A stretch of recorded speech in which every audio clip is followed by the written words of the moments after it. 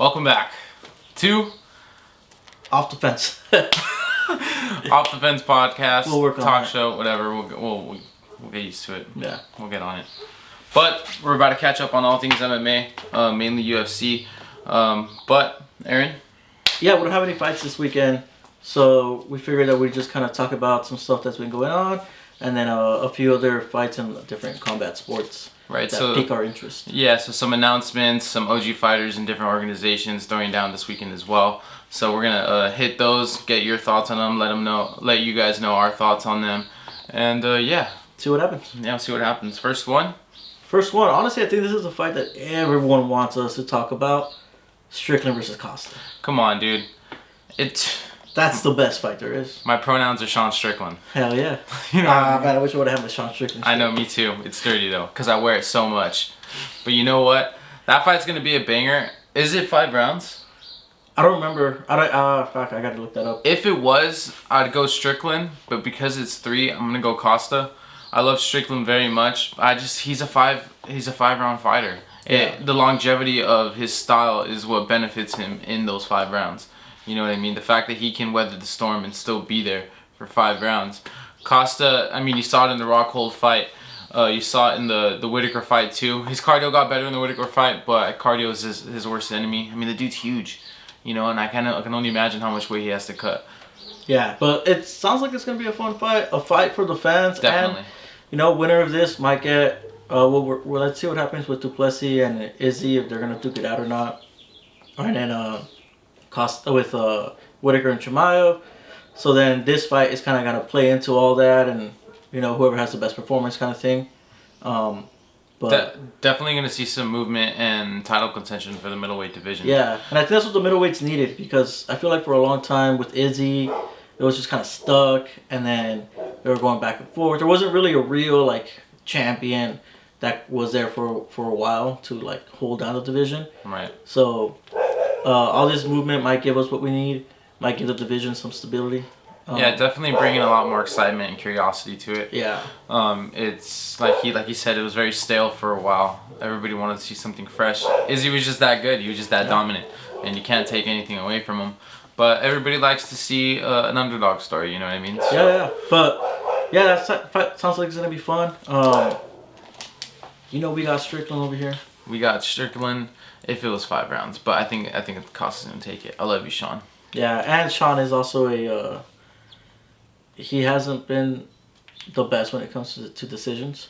Right. The judges just don't like him for some reason. I wonder why. Yeah. I'm sure they have their reasons. Yeah. But yeah, some other badass fights got announced too. The headliner for that card. Yeah, what's gonna be Dustin Poirier taking on Islam Makhachev. Is it gonna go the same way as him versus Khabib? Is there any weaknesses in Islam's game that Dustin can take advantage of? All I'm gonna say is Justin, just jump to Don't Gilly. jump. I was gonna say don't jump to Gilly. Win the title, putting him to sleep on a guillotine. It's gonna happen that way. All right, I said it here. That would be awesome. Islam's gonna go for the double. Just Dustin's gonna grab his neck, jump to Gilly, and then put him to sleep. New lightweight champion. If that happens, I'll wear a luchador mask for the whole episode, for the recap episode. I'll say it here, but I just don't see that happening. I see Islam trying to prove himself with the striking. I see him trying to test himself. I see once he realizes Dustin's gotten better, and he's just going to be way better at him than striking as well. I think he's going to go resort to his grappling, and we'll see where it goes from there. And it's probably going to be a typical Russian wrestler story there. Yeah, I see it going. Honestly, look, I usually root for Islam, and a lot of fights people hate me because I rooted for him against Charles, and then in some of his other fights, I rooted for him against Volk, at least the first one. The second one, I was hoping Volk might pull it off. But I'm a big Islam fan, right? I'm a big wrestling fan, and I love that style of like just kind of like winning on the ground and like taking away all your opponent's tools. I think that's a really dominant style that a lot of people don't like. I really appreciate it. So I'm a big fan of those guys and like how they fight. But Dustin Poirier is one of my favorite fighters, and I just want him to win. I feel like he's the most accomplished lightweight to have never won a belt.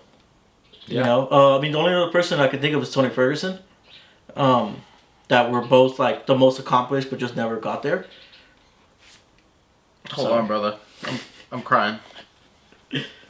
But yeah, so I just want Dustin to win the belt. I think that would just be like a true Cinderella story. You know those memes? You know, when it's like, oh, I wonder what my boyfriend's thinking about. You know, like when they're both laying down. I'm thinking about Dustin Poirier. I'm thinking about Dustin Poirier winning that fucking belt. Yeah. Men only want one thing, and it's for Dustin to win that belt. Yep. That's why I posted that meme. Yeah. Follow us and you'll see what meme he's talking about.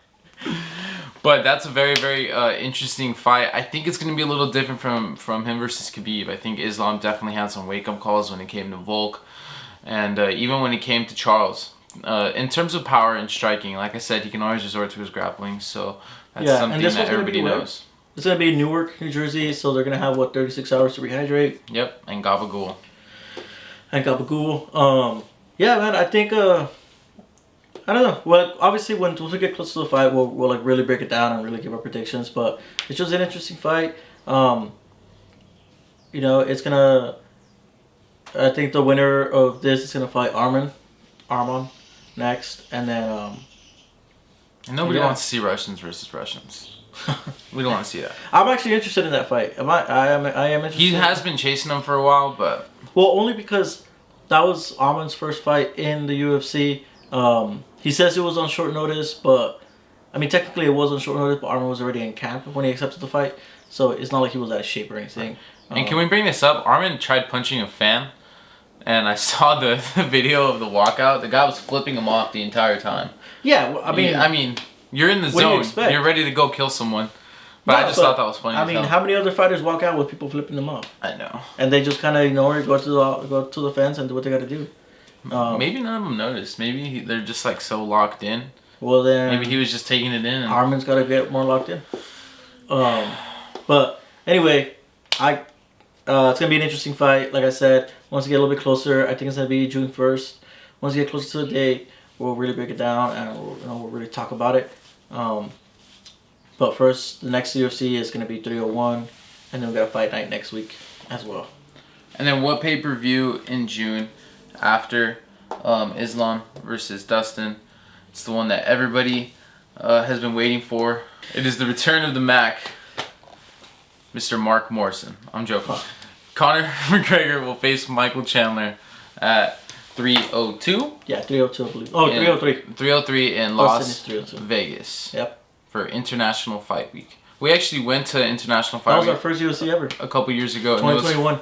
It was Volk versus Ortega. Yeah, that's when I still have it on because remember that we snuck all the way down to like because we got the nosebleed seats, and then with my brother we snuck all the way down to like down. We were like touching the fighters as they're walking by, and we got that really clean. I got a really cool video of Volk in the guillotine, and then the crowd reaction as soon as he pops up.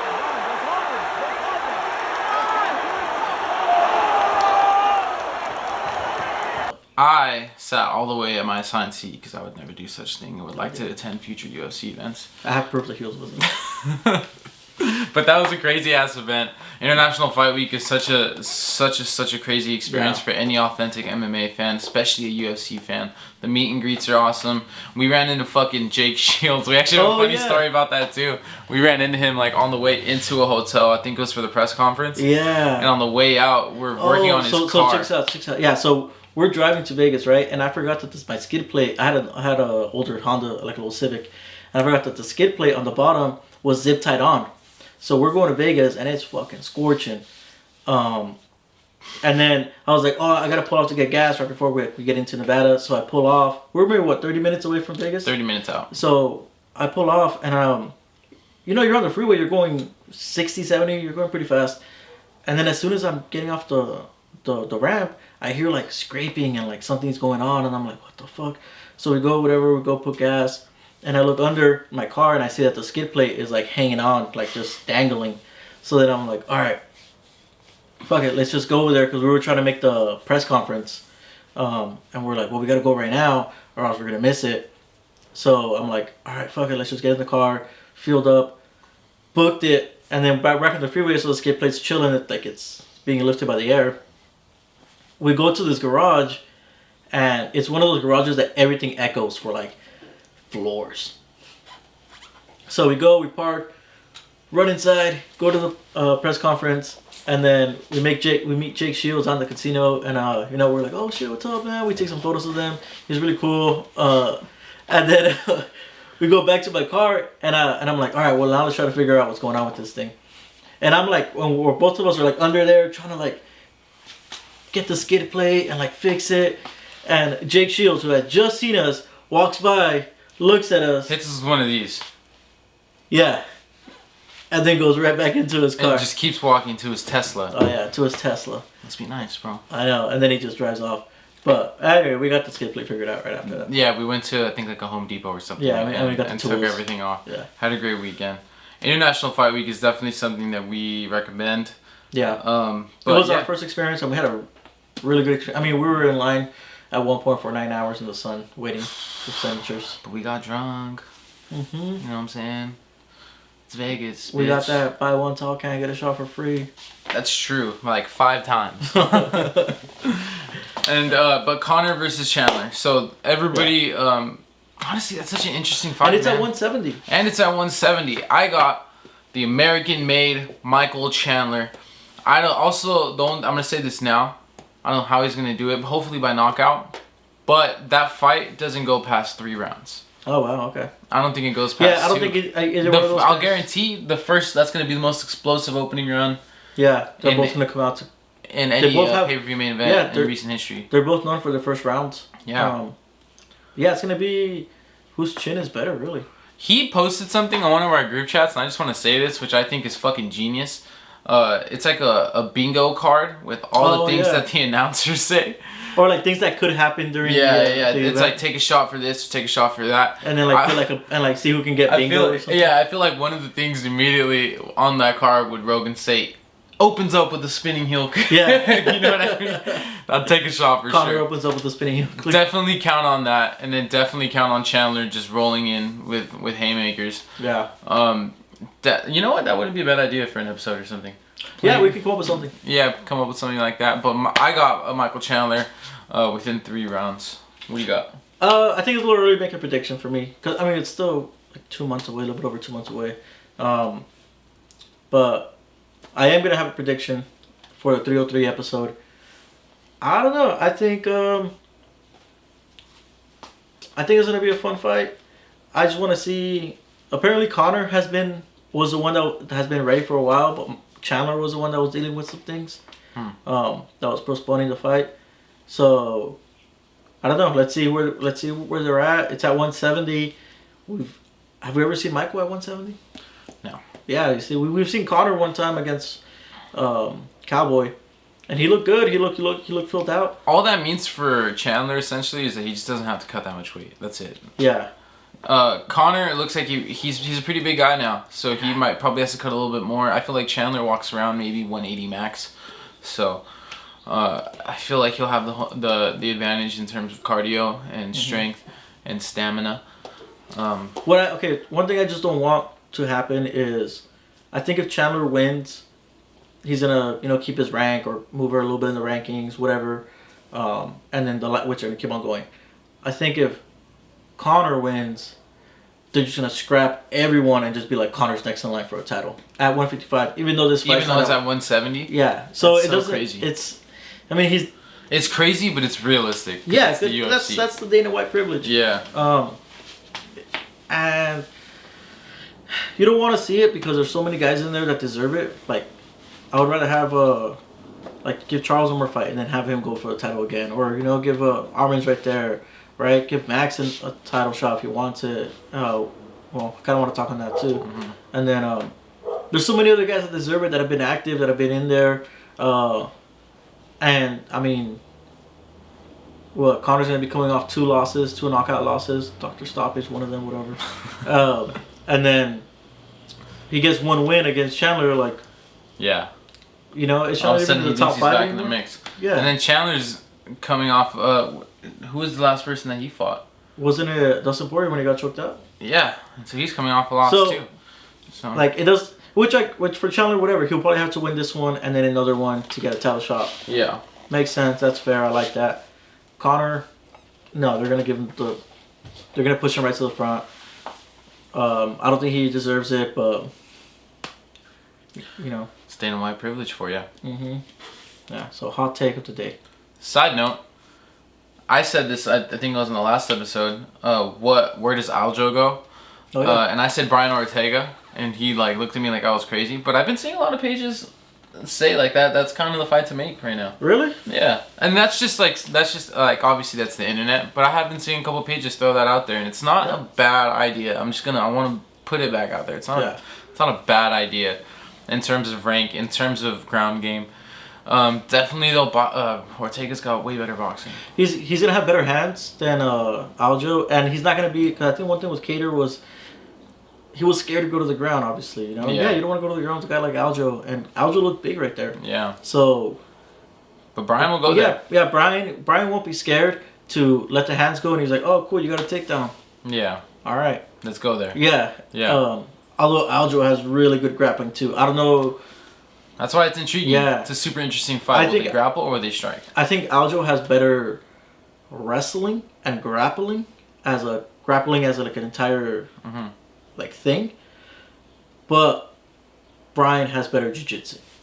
And for that fight, me personally, I think it's just going to be a matter of pace. Like, who's going to push the pace more? Like, in Brian's last fight with Yair started off really strong, and Brian was playing catch-up. Once Brian turned it on and switched to grappling... Brian rolled his ankle right before the fight started. No, I remember that. But even still, like, when he turned it on, and he was the one applying the pressure and changed the game plan to grappling and to clinching and taking it to the floor, you know what I mean? He ended up getting the dub. So... that fight is going to be who can push the pace, who's going to be able to keep the pace, and who's going to end up on top. That's just a little side note. Yeah. But hey, right now that we're talking about the featherweights, it looks like the next fight is going to be Topuria versus Max. Max, yeah. Topuria saying that he wants him before the end of the year. And obviously Max is going to go for it. Were you the one who told me about the whole 10-second thing, that clip? I think so. I know it's been circulating. He was he was on with Ariel Helwani, where he said, "Oh, bring the same energy. Like meet me the first 10 seconds." It's not gonna happen. Yeah. Yeah.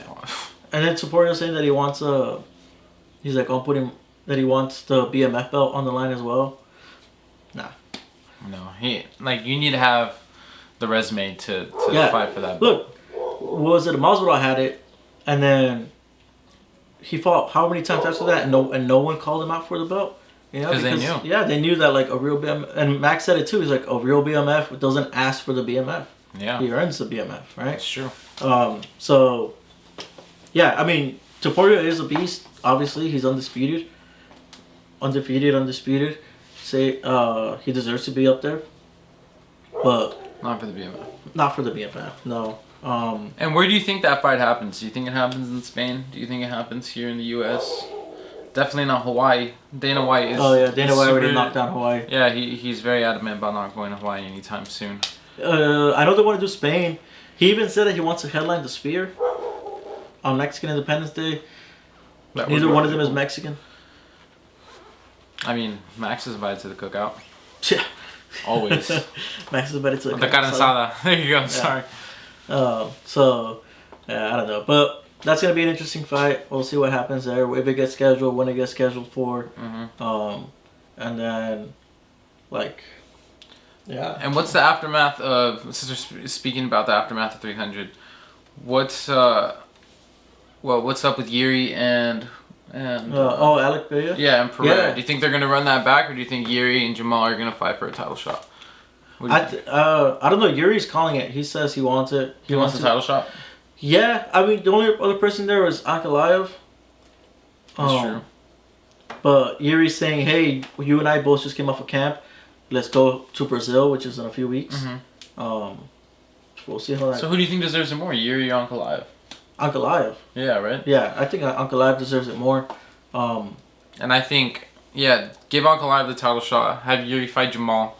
and go from there. Yeah, I don't think they're gonna do that. Alex is probably like, no, I'm gonna wait it off, or he wants to go to heavyweight. But he said he wants to go to Brazil though. He said he wants to fight in Brazil, like coming up. Well, like that's crazy to me. Yeah, we'll see. Also, the UFC is known like, hey, you guys both want this. You guys are both okay with this. Yeah. Well, they'll make it happen. You know, that's what the UFC is known for. At heavyweight too, though. No, they would fight at light heavyweight. You think so? I would imagine. He said heavyweight. He said he wants to do it at heavyweight. I mean, it makes sense. He doesn't have to cut any weight. Yeah, but at heavyweight for them, that just means he can walk in at 220.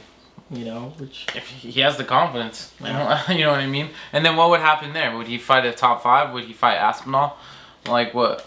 I don't really know what he would do at heavyweight right now. I think he would fight a top 5 guy because they wouldn't give him Aspinall. Aspinall would ask for a full camp. I would hope Aspinall asks for a full camp. Aspinall posted a picture of him eyeing Pereira. Yeah, Mad Dogging him. Yeah, so I mean, we'll see. Damn, shout out to the photographer that was there that Catching night. everything. Yeah, because that was a cool photo. Like, I think a lot of people would have just not even seen it. He looks like Mr. Potato Head. And I know that he knows that too. That he looks like Mr. Potato Head? Yeah, I know that he knows that. Okay.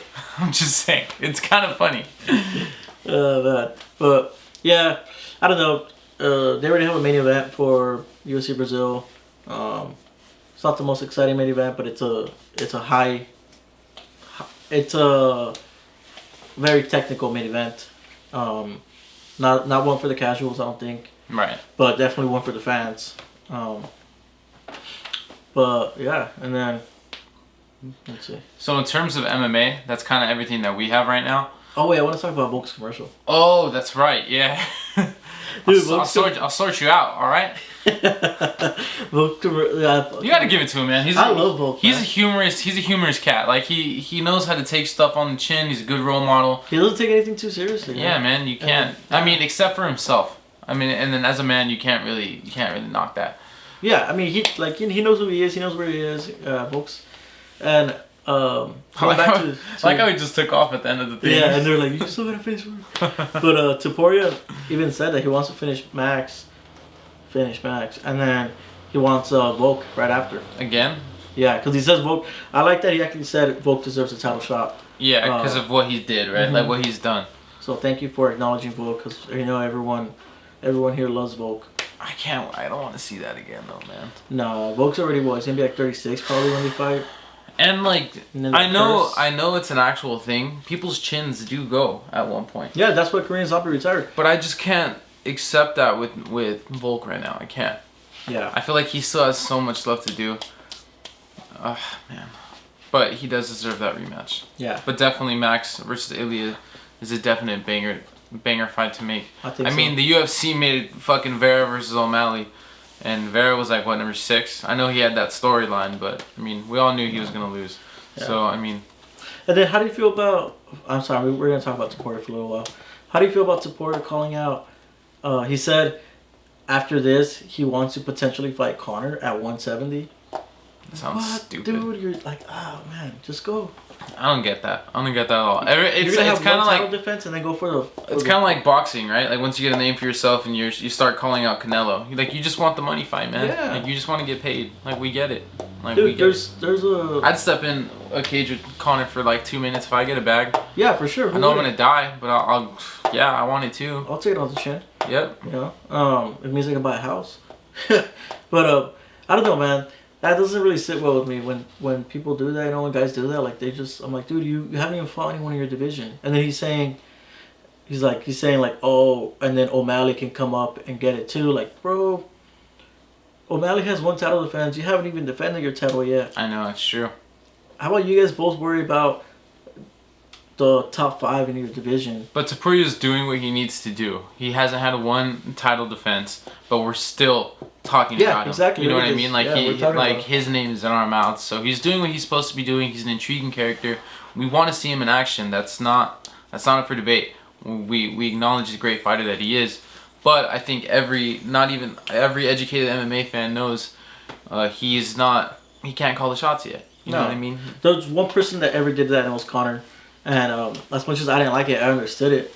Right? It's Conor. He's a once in a lifetime or once in a generation kind of fighter. Mm-hmm. You know.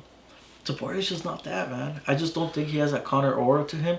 Even Sean doesn't have that. Sean O'Malley. I was gonna say that. I feel like Sean may have that in his head because they gave him the Vera rematch. But even as fans, we all knew that rematch was gonna happen ASAP. Yeah. So I mean, I feel like we'll see. And then even with his next title defense, he's kind of getting pushed into it because who else is there? He kind of has to fight Merab now. Yeah, and dude, you even said it. You even heard it where he was like trying to call out other people except Merab. Yeah. You know, and it's like no. It's like no, dude. Like you got work to do. You know what I mean? So the UFC knows what they're doing, but you can't hate on the champions for having that championship heart and wanting the best for themselves. Like they're there for a reason. You know what I mean? They want to be the best, and yeah. Yeah, but you'll see that Topuria hasn't called out Islam for a reason. Very, very true. Yeah. So. But that's going to be it for MMA. Yeah, I think that's it for MMA. We have other fights this weekend that we're pretty interested in. Boxing, and then we got karate combat as well. The karate combat card is super intriguing. I've been liking what they've been doing. Yeah, it's pretty stacked. They're traveling. Just their production and what they're doing as a organization, right? Like they're going to different spots like Mexico, Miami, like Atlantic City, Vegas, California even. And they're putting super interesting matchups on. Super interesting. Like this weekend's main event is Luke Rockhold versus Joe Schilling. Right? Yeah. That is super interesting. I got Joe Schilling. I just think Luke Rockhold is trying every sport that he can until he gets a dub. That's just me though. I like to talk my shit. But I do think Joe Schilling is just a dog, man. I think he's gonna, and it's a different role set too. Yeah, but Joe Schilling hasn't fought in how long? That's what I'm saying. I feel like they're both, like that's Luke Rockhold's like best matchmaking that he's gonna get. Yeah, for sure. Definitely. Because who was his last one against? Paulo? Mike Perry. Oh, that's Ryan Bare Knuckle. And he just kind of quit. He quit. I mean, yeah, it's Bare Knuckle. I would imagine that shit fucking hurts. I'd quit before I got in the ring, Mike Perry. Yeah. You know? But super interesting. And then you got Ray Daniels fighting... what's that dude's name? Farrell? Yeah, Edward Farrell. So this whole card is Muay Thai versus Karate. Yeah. So it should be super interesting. Ray Daniels has so many highlight knockouts. Fun fact, his wife is actually Sage Northcutt's sister. Oh, really? Who also fights for one. Oh, wow. Yeah, so they have a fucking little family of badasses. So shout out to him. But yeah, no, it's super intriguing card. I don't know where it's happening at.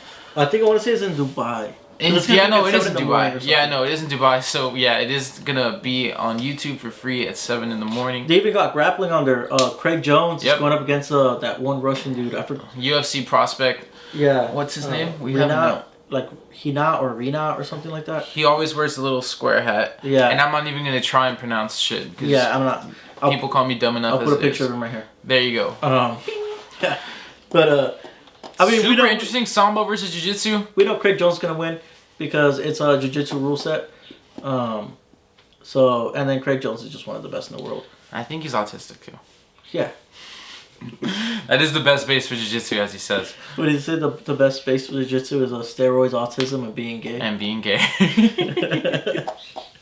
You gotta love him. And then last but not least, this is the one that's been going crazy. Yeah, this thing has been... Whether you hate him or love him, it's been all over social media. I don't even know what to think of him anymore. Bro, neither do I. The guy missed weight by 3 pounds and drank a beer at the official weigh-in. Yeah. So, Ryan Garcia versus Devin Haney is finally happening on 4/20. And he paid 1.5 for that. For missing 3 pounds. Jesus. Give it up for him. At least he paid it. I think the bet was $500,000 per pound if he missed weight. 3 pounds, 1.5. He missed 3.2, so he paid $1.5 million already, apparently, because Haney tweeted that he... Yeah, that he already got that he honored the deal. So that's kind of crazy. It goes to show how much money's in boxing.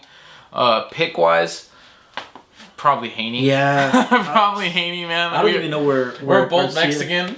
But like, is Garcia even there right now, dude? That's the thing. Like everybody thinks he's just selling the fight, but the bro missed weight, dude. Like you're taking away from your own purse. You're paying your own people. You're paying out of pocket for all that fucking bet. Like, all right, now I'm starting to get a little scared. Yeah. I thought it was all mind games, but no, you missed weight. It's the number one important thing to do besides actually stepping in that ring is to make sure you're able That's the fight before the fight. Exactly. Man, but dude. And he didn't give a fuck. No, he was drinking. He was over 3 pounds and he said, stop being a crybaby. And like he said, he doesn't know where he's at. Even De La Hoya was all smiles with everything. So it kind of seems a little weird. But it's, like I said, it has everybody's eyeballs. And shout out to what Ryan's doing, whether it's unorthodox or not. And like Jake Paul too, right? As much as you hate him, they're bringing eyes back to the sport. Yeah, I don't know why I shout that out. No, I'm not. It's not a shout out at all. It's just a fact. You know, hate them or love them, what they're doing, they're bringing eyes to the sport. And boxing is the foundation of what we love to go over with you guys every single week. Needs eyes right now. It absolutely does. Yeah, man. I don't know. Garcia's just like. I don't know where he's at all, man. He went into song like during one of the interviews. Yeah, so they're like doing the whole like. Yeah, and then told some dude that he banged his mom on some Mike Tyson shit. I mean, I don't know what happened. Maybe he will buy both ears because that's what he's been saying. He was like, Mike bit one, I'm gonna buy both. Fuck it. Yeah, I mean, we'll see, man. I think Haney's in the fight. Garcia's not. It doesn't seem like he is. He could have just surprised us all and be like, I played you guys or whatever. My biggest thing is that Haney is not a finisher. So I think Ryan has if he dances, if they dance and it's a boring fight, Ryan has the capability to finish it all 12 rounds. But where is Ryan? Where are you mentally? That's the best. What Ryan is showing up into that ring for 12 rounds? I don't think it's the Ryan that we've seen before. Because even the Ryan against Gervonta, like, yeah, he lost, but like he was there. And what we all wanted to see as fans is for Ryan to have that belt, and now he can't have that belt. So even if he wins, what happens? Yeah. Do they give him a rematch because of all the drama? I think it just goes vacant, doesn't it? No, I think. Oh yeah, no, yeah, I think it does go vacant. So they probably have to fight again. Yeah. You know what I mean? Well, yeah, maybe Ryan wins this, and then we get a second fight. I don't know. I mean, that's something that we could hope for us being Mexican and all that, Yeah, I don't know about Ryan, man. He's But up here it tells me Devin Haney, if he plays it smart and goes all 12 rounds. I mean, I don't even want to talk about the Lomachenko fight, but but that's Loma's gotten screwed over too many times, man. Enough, as much as a prostitute. And I hate to see it, man. I hate to see it. It's always the good ones. Yeah, we're fans of Loma here. But that's it for us for this one. We just wanted to recap everything in terms of fighting and MMA. Yeah. But we'll see you guys next week for Fight Night. Peace.